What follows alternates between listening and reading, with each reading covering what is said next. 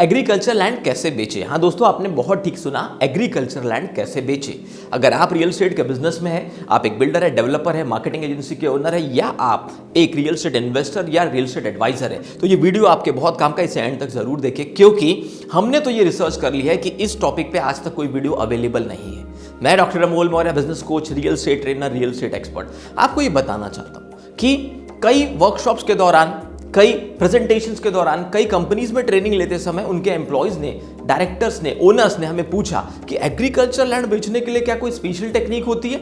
भले ही मैं बिल्डर हूं, पर मेरे पास बहुत सारा एग्रीकल्चर लैंड रखा हुआ है, या कोई व्यक्ति जो एंड यूजर है वो अपना एग्रीकल्चर लैंड बेचना चाहता है, तो वो क्या टर्म्स पे, क्या कंडीशंस पे, कैसे बेचे, क्या प्रोसेस होता है, वो इस वीडियो में बताया गया है। इस वजह से अगले 5 से 6 मिनट आपके लिए बहुत इंपॉर्टेंट हो सकते हैं। इस वीडियो को एंड तक जरूर देखें। हम 5 सिंपल स्टेप्स आपको बताएंगे जिससे आप भी एक अच्छा डील कर सकते हैं एग्रीकल्चर लैंड अगर आपके पास है तो, या अगर आप एक मार्केटिंग एडवाइजर है, आप एक रियल एस्टेट में एडवाइजर है, एक मार्केटिंग एजेंसी के ओनर है, तो भी आप अपना एग्रीकल्चर लैंड बहुत अच्छे से, या अपने क्लाइंट का एग्रीकल्चर लैंड बहुत अच्छे से सेल कर सकते हैं। Step number 1 out of the 5 step is step number 1, understand the purpose. सबसे पहले दोस्तों बहुत ज़रूरी है ये समझना, स्पेशली एग्रीकल्चर लैंड के सेक्टर में तो और ज़्यादा ज़रूरी है कि जो क्लाइंट आपके पास आया है या जो लीड आपके पास आई है एग्रीकल्चर लैंड खरीदने के लिए, उसका एग्जैक्ट पर्पस क्या है। क्या वो एग्रीकल्चर लैंड इसलिए खरीदना चाहता है कि उसका पर्पस सिर्फ इन्वेस्टमेंट है, कि कुछ साल बाद उस एग्रीकल्चर लैंड पर उसे अच्छे रिटर्न्स मिले, उसका ROI, रिटर्न ऑन इन्वेस्टमेंट ज़्यादा हो, या वो एग्रीकल्चर लैंड इसलिए खरीदना चाहता है कि उसकी इच्छा है, उसे बहुत पसंद है कि खुद के नाम पर 2, 5, 10 एकड़ का एक लैंड हो और वहाँ वो अपना फार्म हाउस पर्सनल बनाए। क्या वो एग्रीकल्चर लैंड इसलिए खरीदना चाहता है कि वो वहां पर एग्रीकल्चर कर सके या वहां पर खेती करवा कर लोगों के द्वारा और पैसे उस लैंड से कमा सके। क्या वो एग्रीकल्चर लैंड इसलिए खरीदना चाहता है कि उसे अपना जो पैसा है जो उसके बिजनेस से अलग अलग सोर्सेज से आ रहा है उसे ब्लैक से व्हाइट करना हो। हाँ दोस्तों, ये भी एक बहुत बड़ा प्रोसेस है।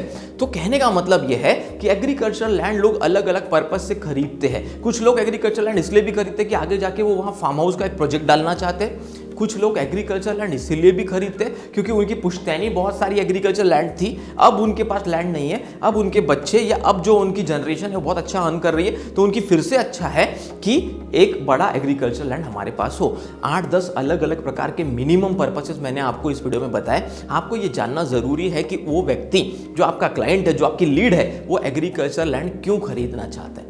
ये थी स्टेप नंबर 1। बायर की साइकोलॉजी को समझे बिना आप उसे कभी भी राइट प्रोडक्ट नहीं दे सकते।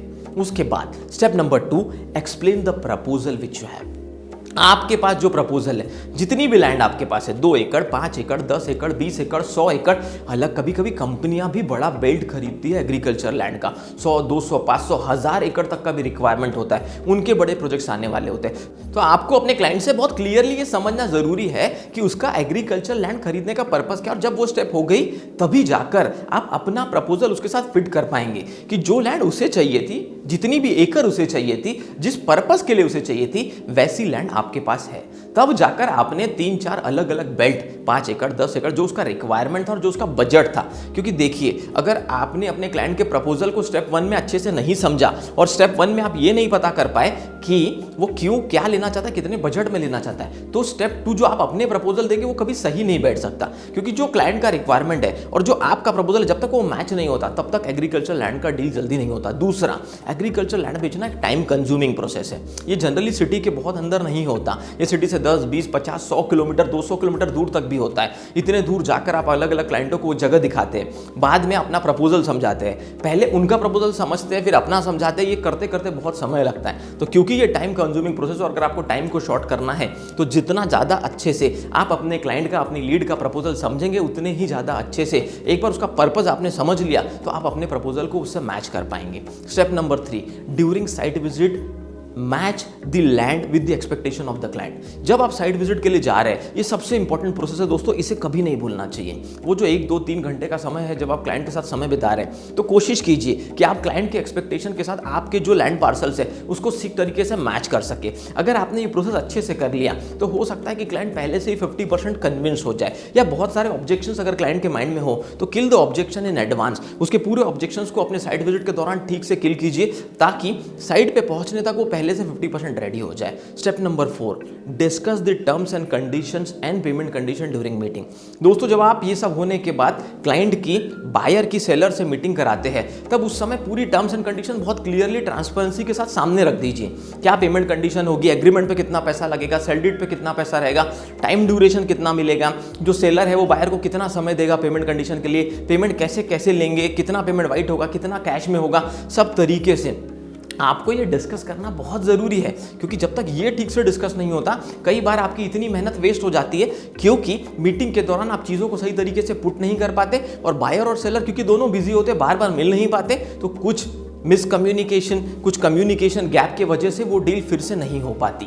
सो जब आपने इतनी मेहनत कर ही दी है, तो स्टेप नंबर 4 पे भी अगर अच्छी मेहनत कर लेंगे तो आपका प्रोसेस और आगे बढ़ जाएगा। और finally step number 5 is finally during the meeting close the deal with token amount. दोस्तों ये जो प्रोसेस है ये बहुत सारे लोगों को नहीं आता, उन्हें क्लोजिंग की आदत नहीं होती। अगर सब चीज़ें सब मैच हो गया, एक्सपेक्टेशन मैच हो गई है, पहली मीटिंग नहीं तो दूसरी मीटिंग, कोशिश कीजिए कि आप एक टोकन अमाउंट लेकर डील को वहीं फ्रीज कर दे, क्लोज कर दे। क्योंकि जब तक आप सामने वाले की जेब से पैसा निकाल कर इस डील को क्लोज करेंगे, एग्रीकल्चर एक ऐसा सेक्टर है जिसमें बहुत सारे लोग बहुत दिनों से काम कर रहे हैं, लेकिन उसके बावजूद भी उन्हें ज़्यादा रिजल्ट नहीं आते, क्योंकि वो पूरी पांचों स्टेप को ठीक तरीके से फॉलो नहीं करते। अगर आप ये स्टेप्स को स्टेप बाय स्टेप फॉलो करना सीख गए, और इन सब स्टेप्स को अगर आपने अपने एक्शन प्लान में ला लिया, तो बहुत ही ज़्यादा अच्छा रिजल्ट आपको as a real estate adviser, as a real estate marketing agency के ओनर, या as a land owner in the real estate, अगर आप खुद एक एग्रीकल्चर लैंड ओन करते हैं तो बहुत फायदे मिल सकते हैं। दोस्तों अगर ऐसे बहुत हिडन सीक्रेट टॉपिक्स जो कभी रियल एस्टेट की इंडस्ट्री में आपको देखने नहीं मिले, आप अगर ऐसे टॉपिक्स पे हमारी वीडियो देखना चाहते हैं, ज़रूर कमेंट करके हमें बताइए कि वो कौन सा टॉपिक है जिसका आप बहुत दिनों से वेट कर रहे हैं। उस टॉपिक पे हम आपके लिए वीडियो लेकर आएंगे।